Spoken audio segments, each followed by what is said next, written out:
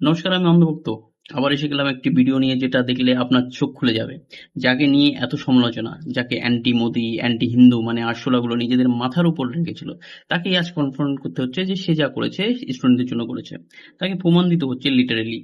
ভিডিওটা একটু দেখুন। मेरे भाइयों और बहनों के छात्रों के लिए 26 दिन भूखा रहने के बाद, जिसमें कि मेरे 11 किलो शरीर खत्म हो चुका है, मसल्स चले गए हैं, ऑर्गन और दिमाग पर इरिवर्सिबल डैमेज लगभग होने के कागार पर पहुंचा है, और वो भी लद्दाख की कड़कती ठंड से दिल्ली की तपती धूप में बैठकर ये सब करने के बाद क्या मुझे किसी से कैरेक्टर सर्टिफिकेट लेनी होगी कि मेरा अनशन कितना पवित्र था? मैंने तोड़ा तो किसके हाथों तोड़ा? মানে সোনম ওয়াংচুক নিজের কোনো স্বার্থ সিদ্ধির জন্য গেছিল, এটা অস্বীকার করব না। মানে এই আরশোলাগুলো লিটারালি নিজেদের আরশোলা প্রমাণ করেছে। একটু ভাবুন, আরশোলা যেমন সুযোগ পেলে নিজেদের দুর্বল আরশোলাদের খায়, তেমনই সোনম ওয়াংচুকের লাভও এই আরশোলাগুলো উঠিয়ে নিয়েছে। তারপর আবার যেই শেষ হয়ে গেল, সেই অভিজিৎ দীপকে বলল ওখানে যারা ভায়োলেন্স করেছে তারা স্টুডেন্ট ছিল না।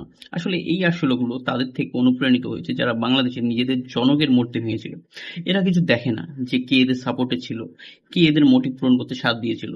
ইতিহাস এরা দেখে না।